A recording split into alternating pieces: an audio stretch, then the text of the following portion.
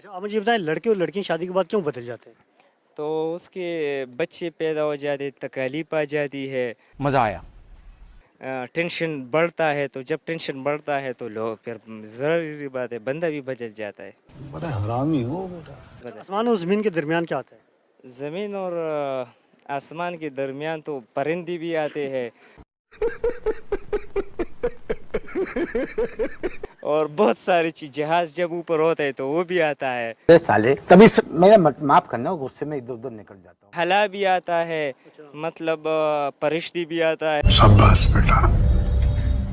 है, अर्श और ये सारी चीजें भी आती आसमान और ज़मीन के दरमियान हैं। हाँ, आता बहुत सारी चीजें आते हैं। देखा आपने लापरवाही का नतीजा है। है। चले, मेरा आपसे सेकंड सवाल है। आप मुझे ये बताएं, 1 से लेके 100 तक गिनती में 8 कितनी बार आता है? वो 87 बार आता है। कितनी बार? 87 बार। 50 बार बोल रहे हैं, पढ़ने निकले वाले छात्रों को राजनीति से दूर रहना चाहिए।